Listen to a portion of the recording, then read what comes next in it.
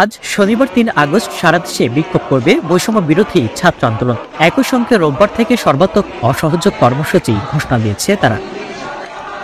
শুক্রবার ২ আগস্ট এক ভিডিও বার্তায় বৈষম্য বিরোধী ছাত্র আন্দোলনের অন্যতম সমন্বয়ক আব্দুল হান্নান মাসুদ এই কর্মসূচি ঘোষণা দেন।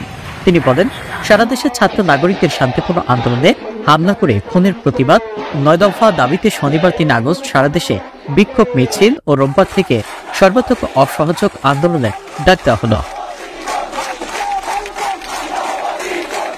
আব্দুল হান্নান মাসুদ বলেন, আমরা বৈষম্য বিরোধী ছাত্র আন্দোলনের পক্ষ থেকে স্পষ্ট ঘোষণা করছি, শনিবার সারা দেশের প্রতিটি পাড়া মহল্লায় প্রতিটি জায়গায় বিক্ষোভ কর্মসূচি পালিত হবে। তারপর আগামীকাল রোববার থেকে সর্বাত্মক অসহযোগ আন্দোলন পালিত হবে। তিনি জানান, শনিবারের পর থেকে সরকারকে কোনো ট্যাক্স দেওয়া হবে না, এই সরকারের কোনো অফিসে যাওয়া হবে না, সরকারকে সর্বাত্মক অসহযোগিতা করা হবে।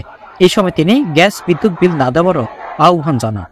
সব নাগরিকের রাস্তায় নেমে আসার আহ্বান জানিয়ে হান্নান আরো বলেন, সারা দেশের ছাত্র নাগরিক অভিভাবক মাবুন সহ যে যেখানে আছেন আগামীকাল থেকে প্রত্যেকের রাজপথে নেমে আসবেন, কেউ বাড়িতে বসে থাকবেন না।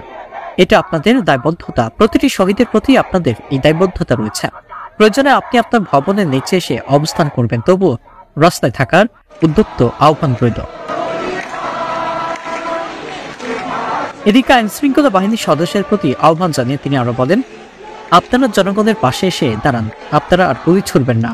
আমরা আপনাদের ভাই, আপনাদের সন্তান, আপনাদের অনুজ। আপনারা এই সরকারকে অসহযোগিতা করুন। আমাদের আন্দোলন শান্তিপূর্ণ ছিল, শান্তিপূর্ণই থাকবে।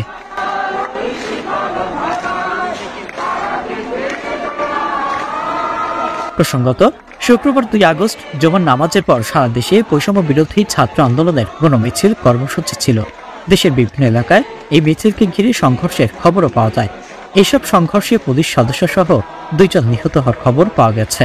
আহত হয়েছেন ৩ শতাধিক।